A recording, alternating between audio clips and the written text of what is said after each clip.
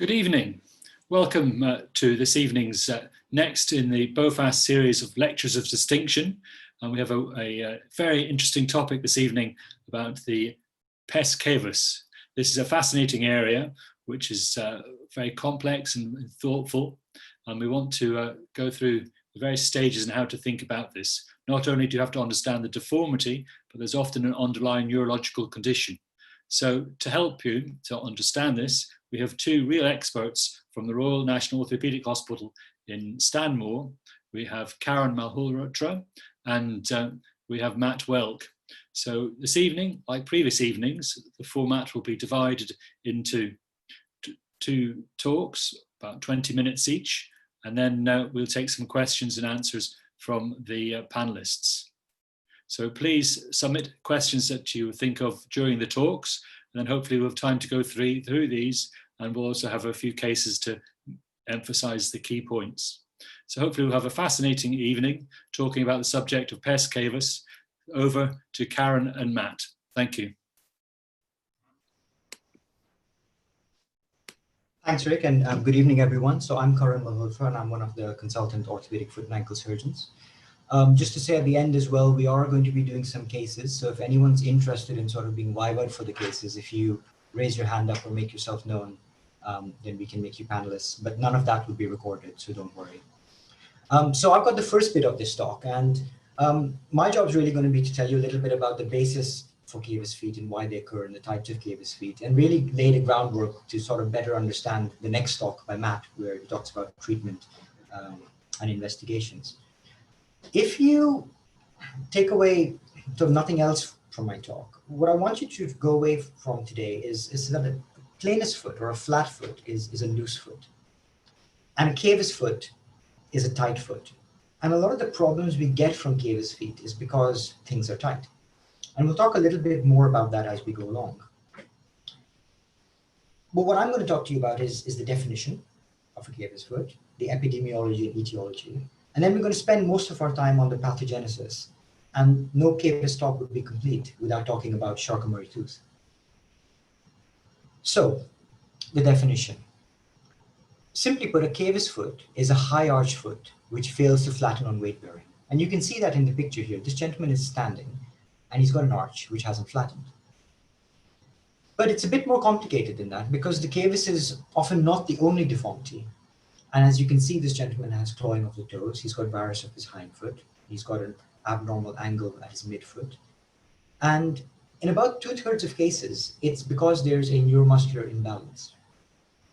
And this neuromuscular imbalance causes the tightness that we talk about in a cavus foot. And some types of cavus foot are almost the reverse of a flat foot or a planus foot. Now, at the bottom of every slide, I'm going to have a reference, and that'll be either a consensus statement, one of the more recent papers, or perhaps a classic paper. And when you watch this back on the BOFAS website, you'll be able to take note of them. But I'm not going to specifically mention any of them while we go along. While we're talking about definitions, I just want to clarify some of the terminology. Because the term Pes Cavus and cavovarus are often used interchangeably. And that's because a cavovarus foot is the most common type of Pes Cavus. But strictly speaking, they're not the same thing, because there are other types of cavus feet as well, and we're going to talk about those as well. But this picture that you see here is from one of the gentlemen who's come to us, who's got a cavovarus foot. And the classic bits of deformity is, well, he's got the cavus, which is the increased height of the longitudinal plantar arch. He's got a varus of his hind foot, which I hope you can appreciate. So if you can see my mouse pointer, you see his varus, he's got an angle like that. He's got some forefoot adduction, and they get pronation of the first ray and clawing of the toes. And that's the typical classic features of cavovarus, which we're going to revisit again in subsequent slides. So, coming on to the epidemiology and etiology. Now, take some of these figures with a bit of a pinch of salt, because they are based on estimates in population studies, and this will vary from population to population. But it's estimated that the cavus deformity is present in about 10 to 15% of the population. And that's actually a similar percentage to flat feet. But most people don't tend to come across cavus feet as often, and that's maybe because a lot of the people with cavus feet may actually be asymptomatic. And it's estimated that in some populations, such as in India, up to 25% of the population may have some sort of subtle cavus. And we'll talk more about subtle cavus afterwards, but often subtle cavus is something which is non-progressive and which may not necessarily cause symptoms.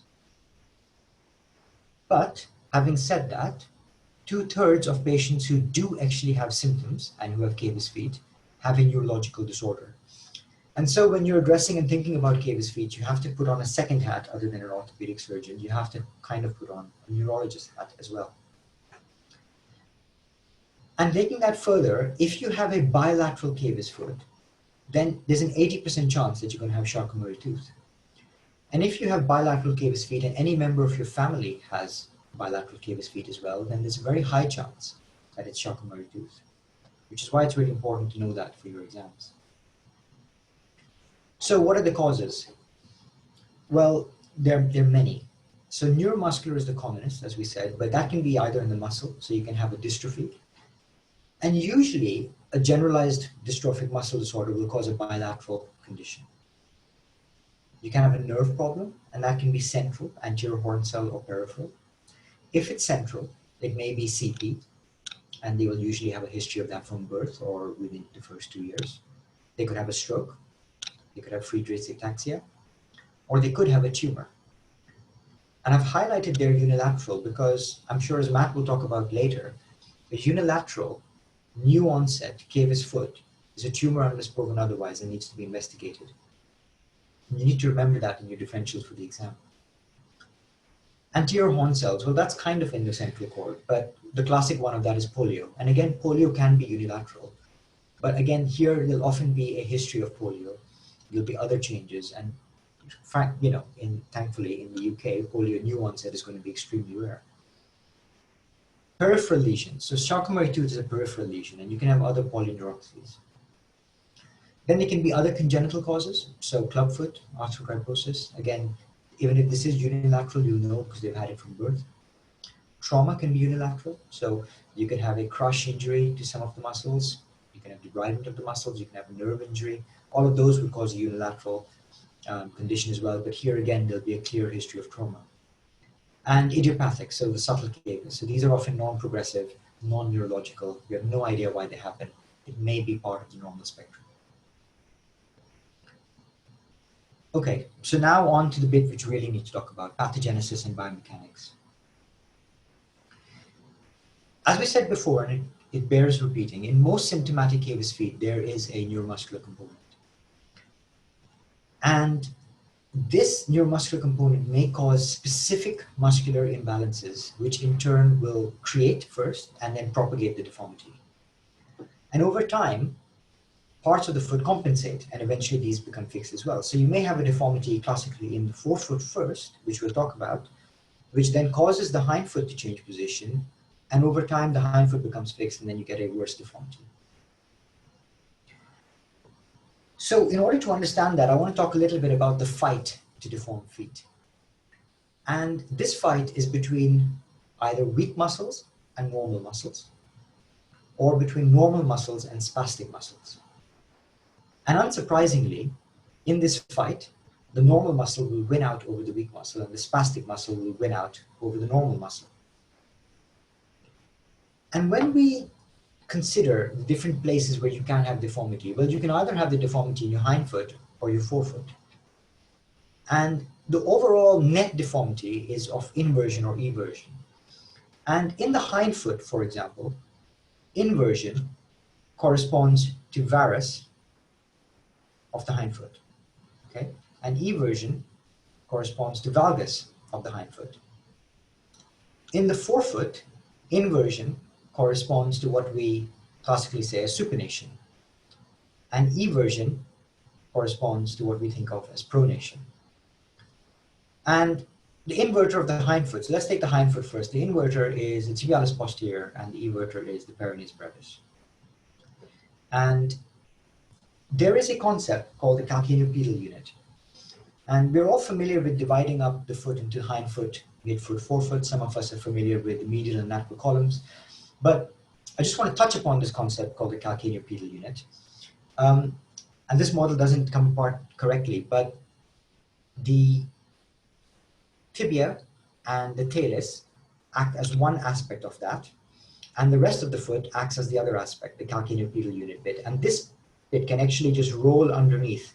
So just imagine the talus wasn't here. This bit can actually roll underneath the calcaneum, navicular, etc., underneath the talus. And if you imagine that the tibialis posterior comes behind here and attaches here and does this to your hindfoot, and your peroneus brevis comes here and attaches to the base of the fifth metatarsal and pulls you outwards, they act as guy ropes, and they actually move the entire calcaneopedal unit back and forth underneath the talus.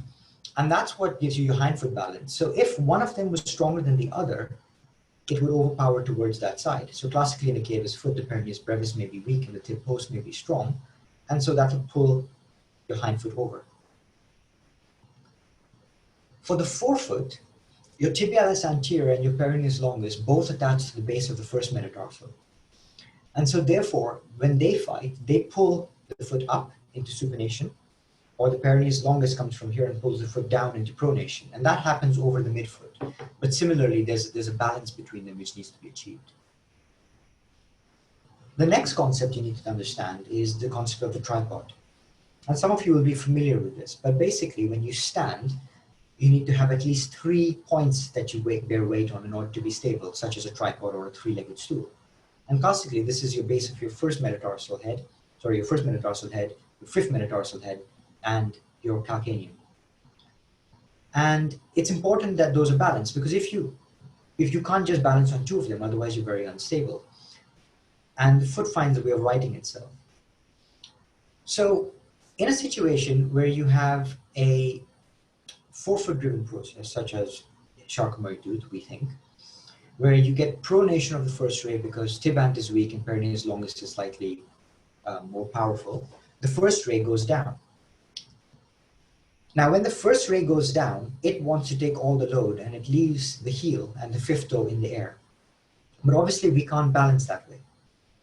And if you wanted to correct that, you would say, well, if I dig a hole in the earth right underneath my first ray could fall down into it and the rest of my foot would be level with the ground.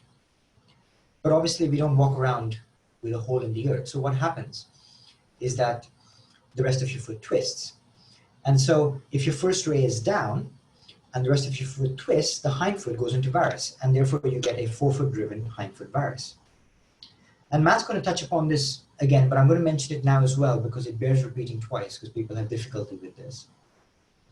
The purpose of trying to see whether the hindfoot is still flexible and the hindfoot deformity hasn't become fixed is that, well, you either dig a hole in the floor, which you can't do, so you can put a block underneath the heel and the fifth metatarsal, and then you see whether now, having taken away the deforming force of the first ray, which is plantarflexed, does the hindfoot correct? And that's the basis of the Coleman block test, and Matt's going to talk about this again. The next concept, a couple more concepts you need to know. So why did I say a cavus foot is a tight foot? Well, it's a little bit to do with the locking of the foot. And in a cavus foot, the talus comes to lie almost on top of the calcaneus, which is the opposite of a flat foot. So that's the bit over here on the left of your screen versus the flat foot on the right of your screen. And the Chopard joint, so that's the talonavicular joint and the calcaneocubital joint, can glide, and they glide in different planes. And when the talus lies on top of the calcaneus, the planes converge, and therefore when they try to glide, they get in each other's way and they can't move, and the foot becomes locked. And that's important when you're walking. You need a rigid foot and your hindfoot's in varus that you can push off with. But it's not so good when you want to walk on uneven ground or accommodate to ground, which is why people have balance issues and problems. But when your talus unknocks and moves down to the side, the axes become parallel, and therefore the movement of these joints can occur without getting in each other's way. Intrinsics. So now, what about claw toes? Well, you see here in this diagram that the lumbricals, which are the intrinsics, attach to the extensor hood, and they exert a moment which is plantar to the center of rotation of the MTP joint. So they're pulling down here around the center here. So that essentially does that. It flexes your MTP joints. But the lumbricals then attach to the extensor tendons on the top. So the lumbricals also do this. So just like in the hand, that's what the lumbricals or the intrinsics in the foot do. And just like in the hand, if the intrinsics are weak, you get a sort of intrinsic minus position, which is a claw toe. And again, the intrinsics are often weaker. So what happens here, especially in Charcot-Marie tooth, is that your tibant gets weak for some reason, and your EDL and EHL get recruited to dorsiflex the ankle. So tibant normally attaches here, normally lets you do this. It doesn't work, so you start extending from here instead.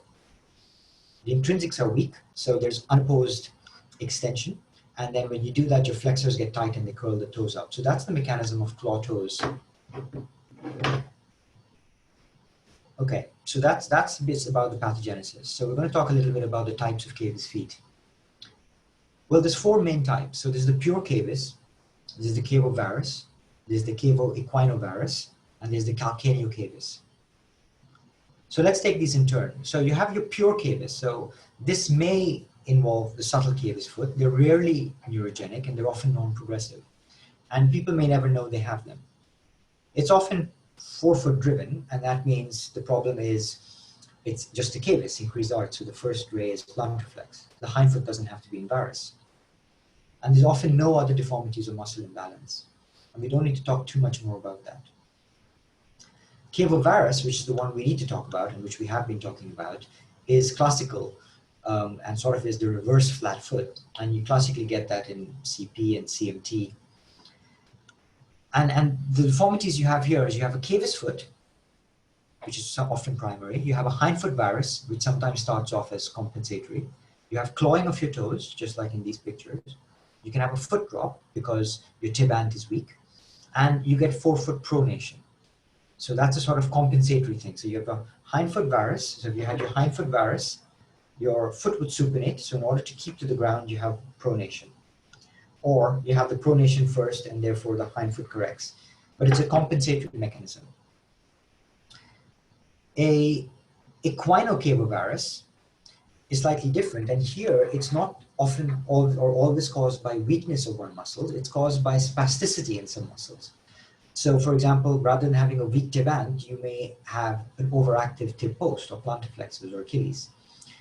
And here you get it with HSP, clubfoot, arthrogryposis, etc., where more rigid and tighter deformities. And again, you have a cavus foot, you have a hindfoot varus, although here the hindfoot varus may be primary because it's the tib post pulling it across. You still have clawing of your toes. You have more and more pronounced fixed equinus.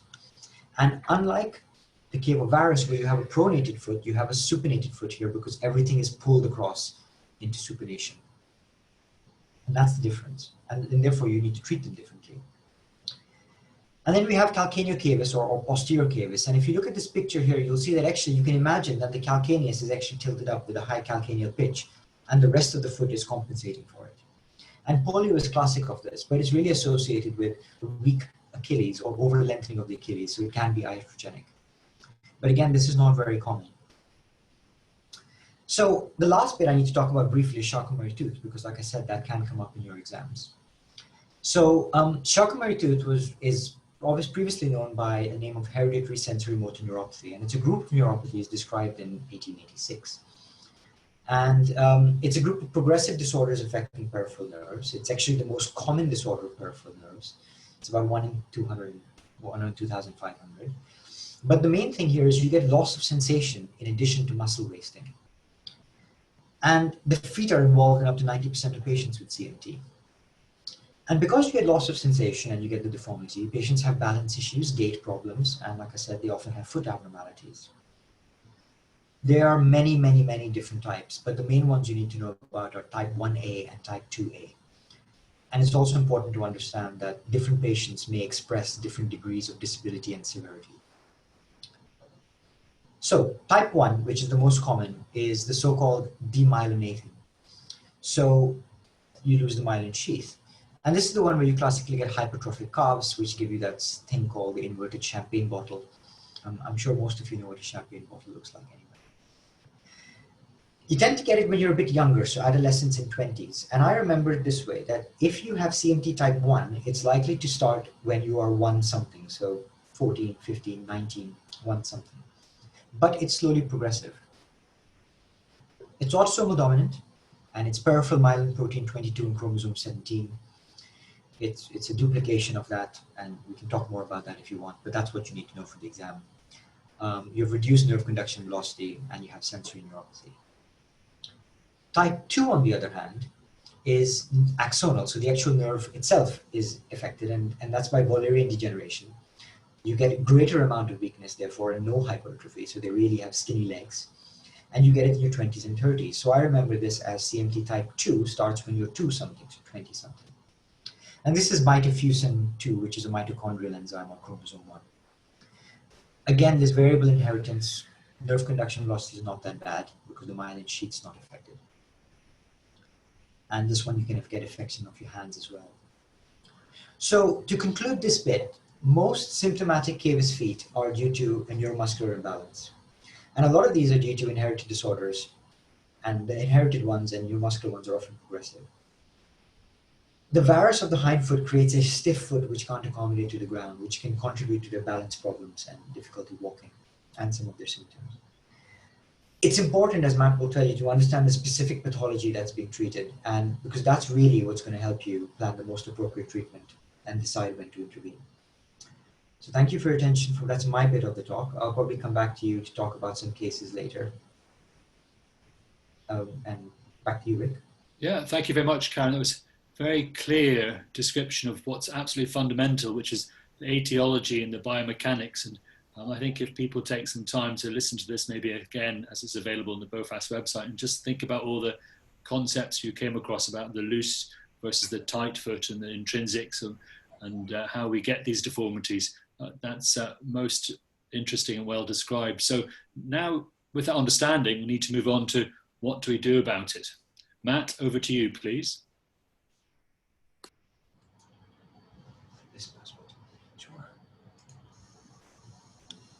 Thanks, Rick, and thanks, Karen. So I've got the second 20 minutes of this talk, and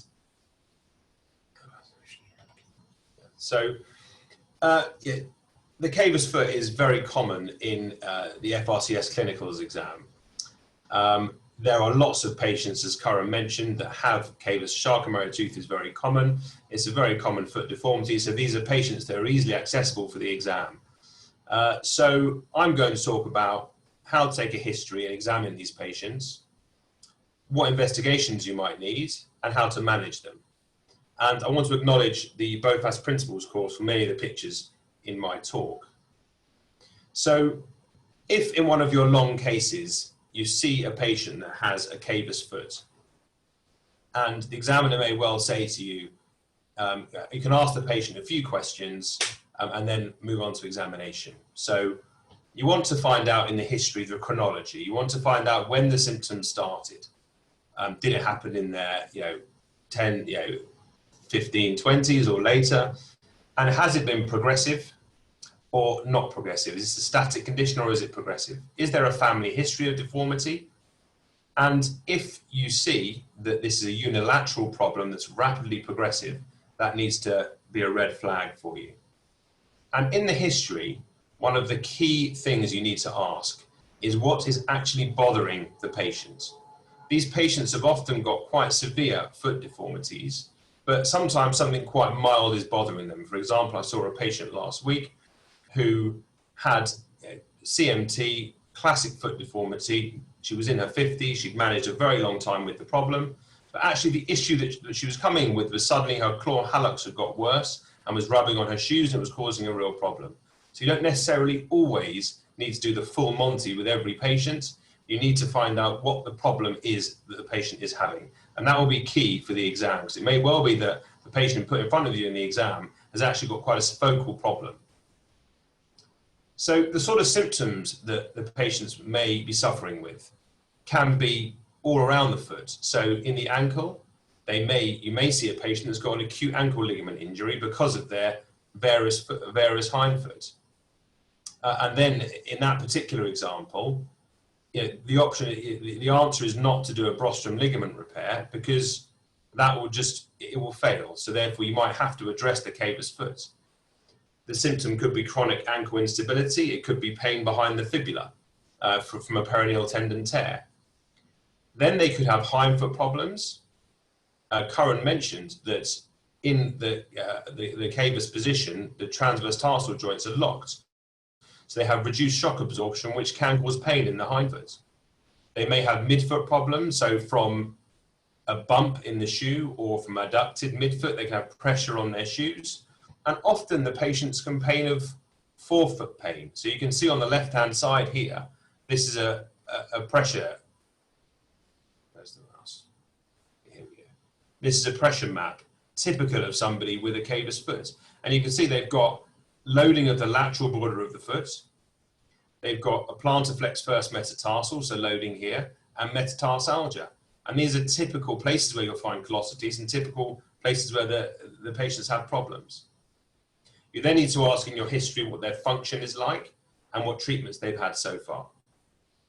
So you're faced with the patient in your clinicals with a cavus foot. So this is the patient that's standing in front of you. And I'm going to walk you through a clinical examination. So first we've got look, feel, move, and then special tests. So the first thing is you're going to inspect the patient. If you see a cavus foot like this, it would be excellent to ask, first of all, to examine the patient's hands, because they may have intrinsic muscle wasting secondary to Charcot-Marie tooth. And it's a very nice way to start your examination to show that you're switched on. You're then going to inspect the patient from the front. So you're looking at this bottom left image here. And you're going to say, I can see a peekaboo heel sign. So the heel is peeking out, and that's called a peekaboo heel sign. You're going to characterize the deformities. Is this as Curran mentioned, is it a cavo-varus? Is it a cavus? Is it a quina cavo-varus? You're then going to mention what you can see from the front. So this patient's got claw hallux and also clawed lesser toes.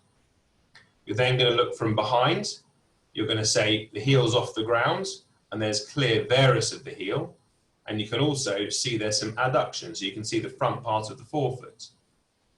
You're going to look from the side and you're going to explain there's a high arch. And you can see here, the first ray is really over hyperplantarflexed.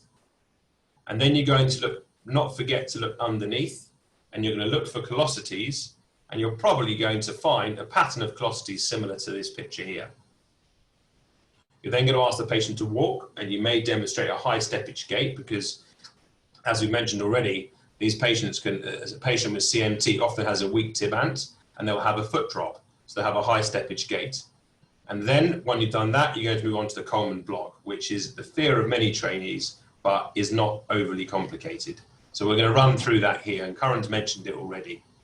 So this is a patient on the left-hand side with a fixed plantar-flexed first ray, and this hindfoot is mobile. And as we've mentioned before, people don't walk around on just one part of their tripod. So what will happen in this patient is they will tip. So this part of the ground will hit the ground, and in order to do that, the hindfoot will go into varus. So this patient, their actual problem is a plantar flex first ray. What they end up having is a forefoot driven hindfoot varus. As long as their hindfoot is flexible, it will go into varus. But the problem lies in the forefoot. So if you then place a block under the lateral part of the foot, it prevents this from sinking down and therefore prevents the heel from going into varus. So that's what the Coleman block is doing here. And the reference for Coleman is underneath, which you can pick up if you watch the lecture back. So a Coleman block, it goes under the lateral border of the foot and it prevents the heel from going into varus. So if, when you put the block in, the heel remains straight or in physiological valgus, you can say two things. This is a forefoot driven problem. It's a forefoot driven hindfoot varus. And secondly, that the heel is mobile. So a positive Coleman block test shows you those two things. So you've done your inspection, you've done your gait, you've done your Coleman block. You're now going to move on to feel. And essentially that's just you're going to palpate systematically for pain around the ankle, the retrofibular region, the hindfoot, midfoot, forefoot. You're then going to move. You're going to lay your hands on the patient. You're going to look at the ankle, look at the range of motion. And as we mentioned before, a cavus foot is a tight foot and the Achilles is usually tight. So you're going to demonstrate a tight tendo Achilles. You're going to do a silver scale test with the knee bent to see whether it's Achilles or gastroc tightness. You're then going to move on to the hindfoot and you're going to demonstrate whether the heel is reducible to physiological valgus. And I suggest that you flex the knee to do that, because if the knee is extended, the Achilles is tight and it may block you. So if you flex the knee, excuse me, if you flex the knee, you may be able to reduce the heel. You then move on to the forefoot, and what you're trying to demonstrate is that when the heel is reduced, is the first ray plantar flexed. So if you look at this picture in the top here, you can imagine that if that heel went into valgus, it would drive that first metatarsal into the ground. So as you move that into valgus, that first metatarsal would be driven to the ground. You would elicit the pronation of the forefoot. But sometimes, if it's fixed, you actually can't do that. So you can't actually reduce the hindfoot, and then you need to predict. So you need to say, I mean, it's obvious in this particular case, even if you couldn't reduce this, you know that when it would be reduced, that would be plantar flexed. And then you have to move on to test the muscle power. Now, this is absolutely key with these types with a Cavus foot. And it's the key to understanding it, it's the key to treating it. Because you need to demonstrate and you need to see whether and there's any muscle imbalance and what the muscle imbalance is.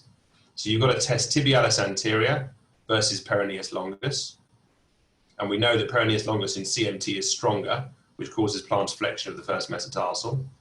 You're going to test peroneus brevis against tib post, and you're going to show that tib post is stronger, causing inversion of the hindfoot. And you're also going to test the power of gastrocilius, which is strong in CMT, and in polio, they often have weak gastrocilius.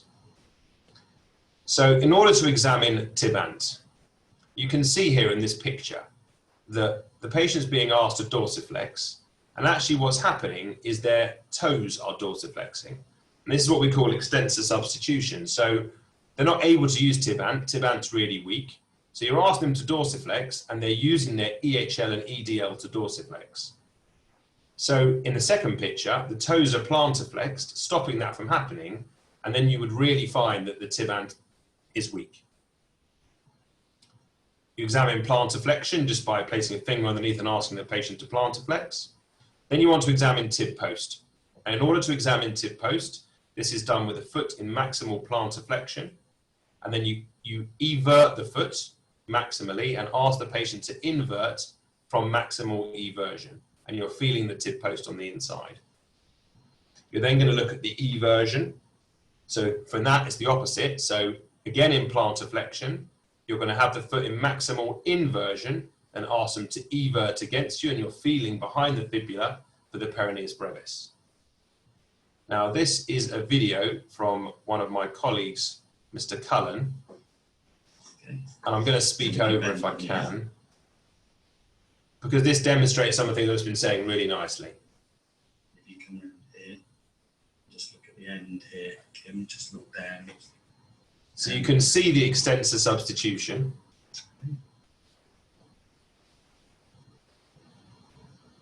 And you can see the pronation of the forefoot with the closteal underneath the big toe.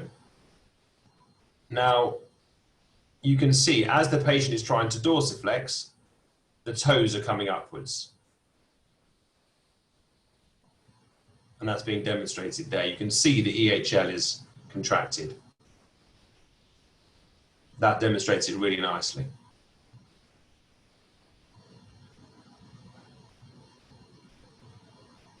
And now this is from a position of maximal inversion, testing the peronei. So pushing outwards, and you can see just how weak this patient's peronei are. And then from a position of maximal eversion, the tib post is strong. So you've looked, you've filled, you've moved, and you've done, and you've examined the muscles. You've then got to do a neurovascular exam. So sensation, Semmes-Weinstein's monofilament, examine reflexes, pulses, capillary refill, and the typical findings you're going to find in CMT with sensation is decreased light touch, vibration, and proprioception.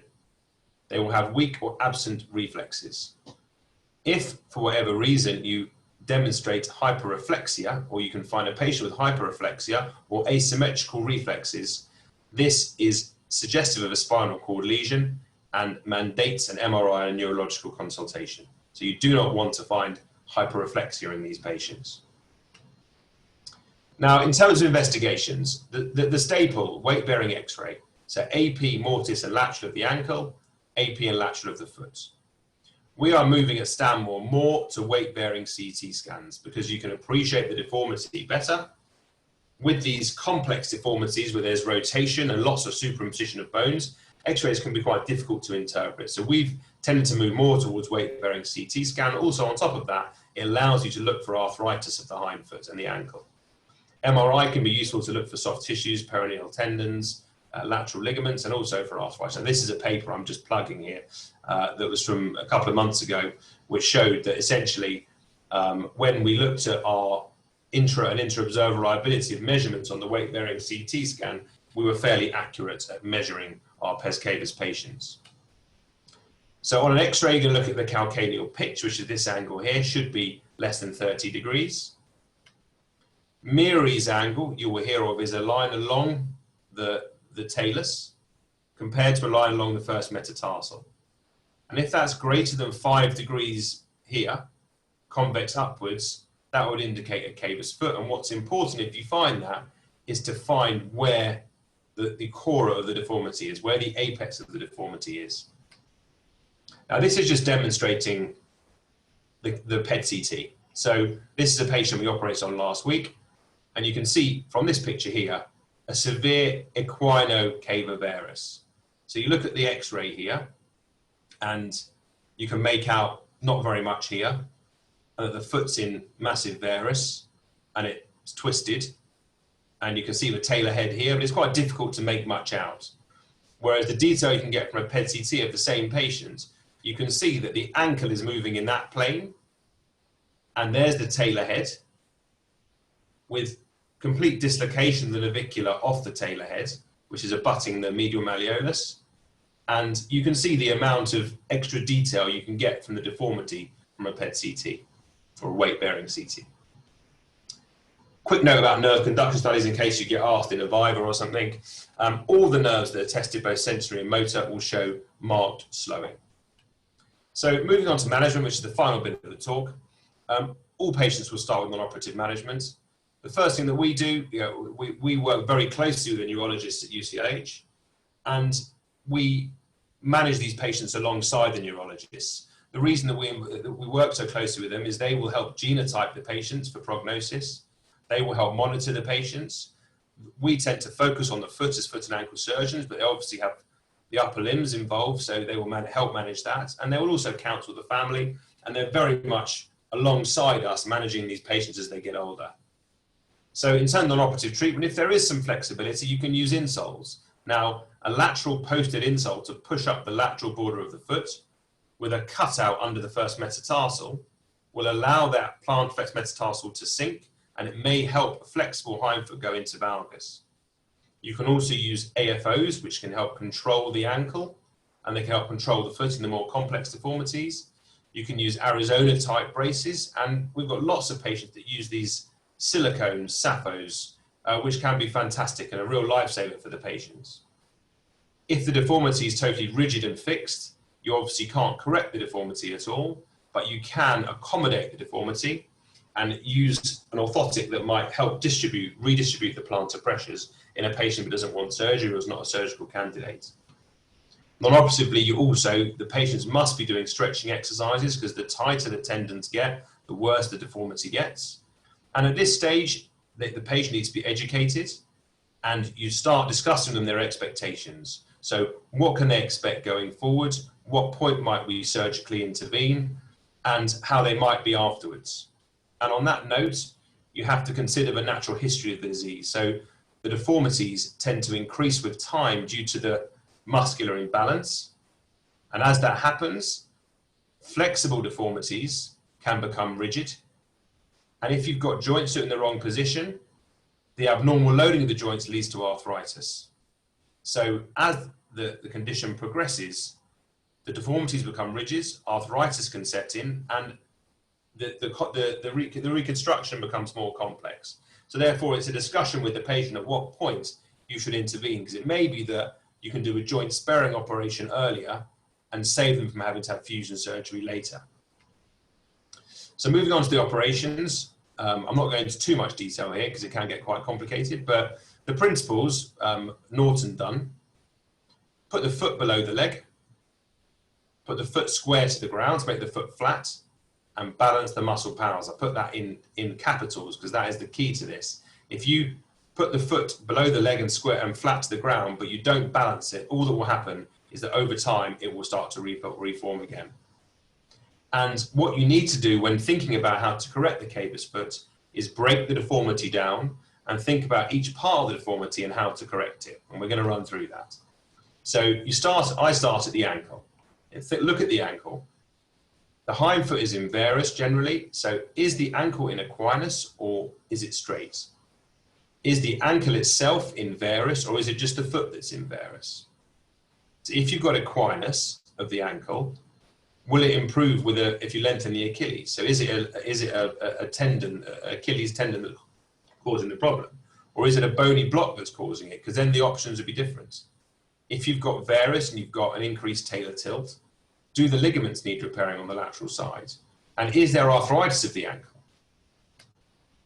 So this is a case that demonstrates this quite nicely, or demonstrates a point quite nicely. So here, you look at the calcaneal pitch and it's straight, but you can see there's equinus coming from this part, the hind foot.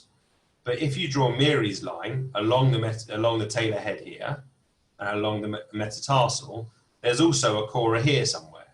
So this patient has got equinus and plantaris. So there's two parts. This is not a pure equinus. There's two parts to this deformity. And what this patient had done was an Achilles tendon lengthening, or a massive Achilles tendon lengthening. And what's happened here is the foot's now straight. So you think, fantastic, the foot's now flat to the ground. But by over lengthening the Achilles, the calcaneal pitch is now too high and the patient had ankle pain, and a PET-CT shows that they've now got anterior ankle impingement. So what I'm getting at is when you're looking at the ankle, which part of the equinus is coming from the ankle and what part is coming from distal? And you have to look at that to appreciate that you're trying to return each part of the foot to normality. Looking at the hind foot, usually in varus, if it's flexible and reducible, it can be usually fixed with a calcaneal osteotomy. And that can be a simple translational osteotomy, going from varus to valgus, or with the more severe ones, you can take a wedge out called a Dwyer's osteotomy that will allow an increased correction. If you cannot reduce the varus of the heel and it's fixed, then that patient may require an arthrodesis because you're not going to be able to get them back enough with a calcaneal osteotomy. Then you move to the midfoot. So we've done ankle, we've looked at hind foot, now we're on the midfoot and the forefoot. And you have to think, once my ankle and hind foot are reduced to neutral, what will my forefoot look like? So once this has gone back, so you've got the equinus sorted or whatever, you've got the heels now back in neutral, that is going to be plantar flex. You have to think about what you now do to the forefoot. Is it just the first metatarsal that's plantar flexed? So will a dorsiflexion osteotomy of that be enough? Is it the first and the second? So you need to do both. Or is it in fact the whole midfoot that's plantar flexed? And that patient may need a wedge tarsectomy where you take a whole wedge out of the entire midfoot. And there's different types of those, fairly advanced. There's a Cole and a Japas, which is a mid-tarsal osteotomy like this, or a Jazz osteotomy, which is through the TMT joints. And I'm not going to go into too much details about the toes. I don't want to overcomplicate things. We've spoken about, and I've just thought I'd mention the Jones procedure, because it's something that may be asked about in an exam. And essentially, you've got an overactive EHL, because you've recruited the EHL from extended substitution, and you've got a plantar flex first metatarsal. We know that.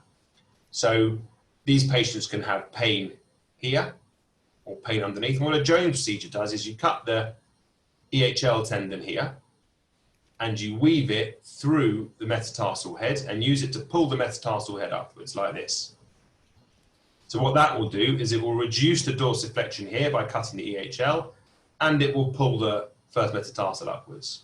And then you fuse the IP joint here. So it's a very nice procedure to be able to deal with a claw toe in the correct patient. So the final bit of the talk is once you've got the foot straight, you have to balance it. And that is one of the key things you have to realize. And we've spoken about that a lot throughout the talk. So the tibialis posterior transfer is a workhorse because we know the tib post is strong. So if you look through the pictures here, the tib post is inserted onto the navicula. The tib post has been taken off. It's going to be taken off, and it's being pulled up proximally here and taken out through a medial wound here. Now, in this particular example, they've split the tib post into two. Split the tib post into two, which I don't routinely do, but it can be done. It's then being fed through, so through the interosseous membrane, between the tibia and fibula, out here laterally. It's being pulled out laterally here, and then being fixed in to the lateral or the medial cuneiform, or even the peroneal tendons. But essentially, you're taking the powerful inverter off and turning it into an everter or a dorsiflexor. The other tendon transfers you must be aware of, peroneus longus to peroneus brevis. We know that longus is strong, brevis is weak. So by taking peroneus longus off, it prevents the plantar flexion of the first ray from recurring. And also by plugging it into the peroneus brevis, it increases the eversion power to help balance the foot. And some do plantar fascial releases, and the proponents of that will say that it helps the lateral translation of the calcaneus by doing it, and also aids the dorsiflexion of the first metatarsal to correct the midfoot. So this is a take-home slide. If this is all just too much and too confusing and your head's got steam coming out of it, just take a photograph of this slide and you won't go too far wrong. So if in the exam you see somebody who's got a flexible or correctable cavus foot, you can do generally joint-sparing and osteotomies. So what that patient, a fairly safe recipe for that patient is a calcaneal osteotomy, a dorsiflexion osteotomy of the first metatarsal, and a tib post transfer plus a longus to brevis. So that's a safe recipe for the flexible cavus foot. If they're fixed, it's going to be a triple fusion to get the hindfoot corrected, dorsiflexion of the first or wedge tarsectomy, and again, balance the foot with a tib post transfer from peroneus longus to brevis. So in conclusion, the history is key to treating these patients. You mustn't treat an x-ray, you mustn't treat just the way the foot looks. You have to see what it is that's bothering the patient, and that will be key for the exam. On the examination, be systematic. Examine the ankle, examine the hindfoot, the midfoot, the forefoot, and all the muscle powers, and then formulate your treatment recipe. Although I said there's a fairly safe bet in the previous slide, this is an a la carte problem, and there's many different operations that you can do, and the key is to try and identify which are the right operations for which patient. Thank you. And these are just some, if you want to take these down at some point, these are some excellent overviews of the cavus foot. So thank you very much, Matt. That highlights it's really key to understand what you're seeing and why you're seeing it, and then to approach it with a thoughtful a la carte approach. Yes, there is a fairly common recipe for a bulk of these patients, and that is commonly asked in exam. I've been an examiner for 8 years, and there's always been cavaverse feet. And in this next set of exams where we're going to keep socially distanced and not touch the patient, I absolutely bet my house and there'll be a colon block test to be done at a distance. So we've got about 10 minutes to go through some questions that came through from the attendees tonight. A quick question, Karen, about pathology, and you made a very important point that this can be a tumour, especially if it's sudden onset unilateral. The question was, what is the common type of tumour that might cause this? It can be many. I mean, spinal tumors, spinal cord tumors would do it. You can get a brain tumor which causes it, or a meningioma or something which presses on one side. But if it's a unilateral one, it's usually going to be something involving the spinal cord. It doesn't have to be a malignant tumor. It can be a benign tumor, but we do have to make sure that it's investigated, because even though a benign tumor won't kill you, it can still cause significant mass effect and cause progressive neurological disease, which can leave you quite disabled. And I guess, of course, the age of onset is important, isn't it? So if you're less than 40, it may well be a primary, but if it's over 40, you're more likely to be a metastasis, for example. So another question, we talked about neurology and working closely with the neurologists, and both with your fantastic setup in Stanmore and our luxury setup in Oxford, we have neurologists to discuss, and they're very readily available.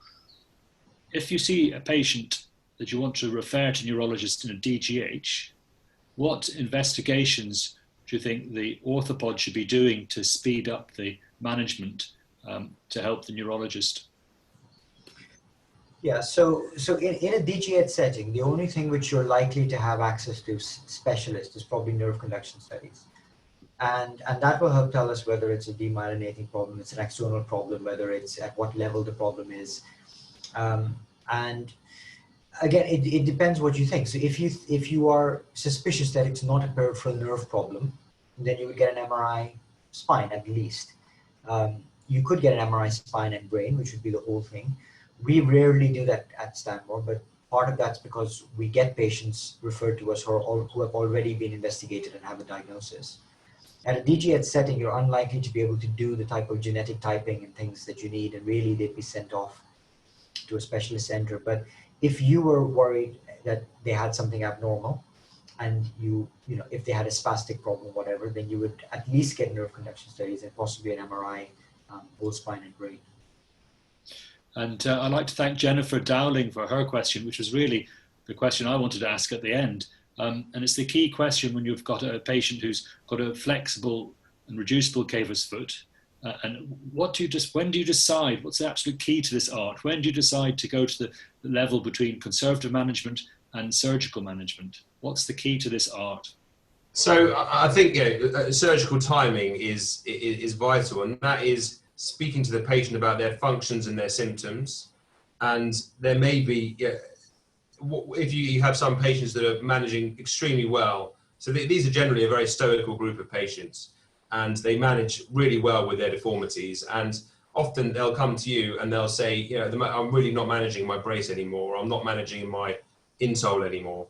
And I think that there is logic to intervene early, but I think it's a long game, and the patient have to understand what the surgery involves and what the potential outcome is going to be. Because some patients may have surgery but still need to have a brace at the end of it. If they've got really weak tendons, they may not get enough power of dorsiflexion after your tib post transfer. So I think a lot of it is discussion with the patients about their functional deficits and their outcomes from their surgery, and it's a very inclusive discussion about when best to intervene. I wouldn't say there's a specific point that with each patient that once this happens, you must intervene.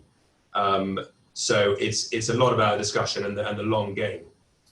Yes, these are lifelong patients often. If you have a big cavus foot neurological practice, these patients are with you for a long time. So you need to develop that relationship, make sure they have a clear understanding. Exactly. I suppose, what about if they develop a stress fracture? Does that suddenly change the game? So, with a stress fracture, they can be sometimes they'll be very difficult to treat, and you have to offload the stress fracture and get the stress fracture to heal. We've seen that in lots of patients. And I've had some patients who don't want to have surgery at that stage. They want to have the full-blown cavus foot reconstruction. So they'll have conservative management of their stress fracture. They may even have the stress fracture plated if it doesn't heal. But if the stress fracture is painful and you can't get it to heal, then that may be an indication that actually you now need to have your cavus foot reconstruction, because we just can't get your stress fracture to heal. So again, I wouldn't say if a patient has a stress fracture, at that point it's time to intervene, but it may be an indication that it's time to intervene. And in both your talks, you mentioned the fact that having a varus hindfoot predisposes you to lots of recurrent lateral ankle sprains and damage to the lateral ankle ligaments.